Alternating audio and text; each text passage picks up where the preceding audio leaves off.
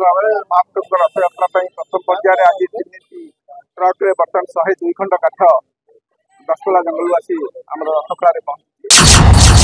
आगामी सरस्वती पूजा 3 खंड धौरा काठ पूजा हबार विधि विधान रही। आसंता जुलाई 7 तारिख में महाप्रभुंक विश्व प्रसिद्ध रथयात्रा सेथिपाई आजिठारु प्रथम प्रक्रिया आरंभ होईछि। 3टी ट्रक रे 102 खंड काठ रथखड़ा पहुंची। 102 खंड काठ मध्यरु 50 खंड असन और 52 खंड धौरा काठ रही।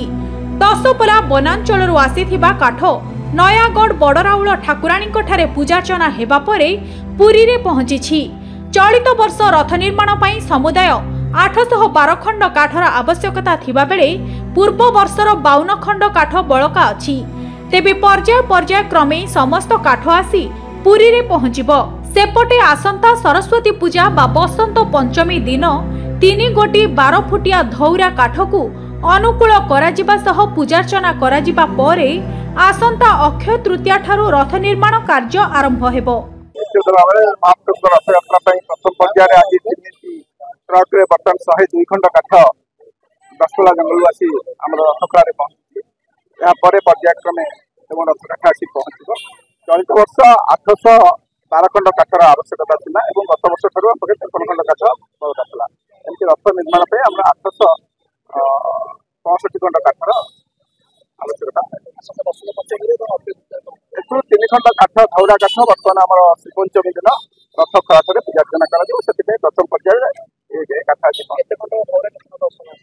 50 खंड असन और 12 खंड धौरा आसी।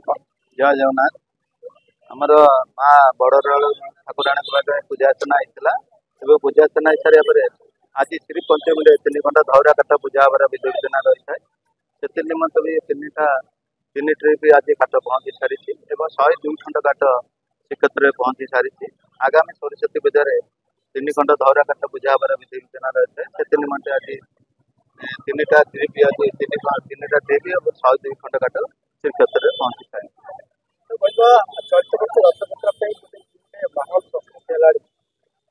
घोषयात्रा निमंते महाप्रभु काठ पहुंची सारी जोटा कि प्रथम पर्याय काठ आज पहुंच सारी।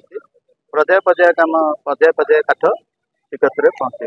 पुरी रवींद्र कुमार को रिपोर्ट मूसिका न्यूज।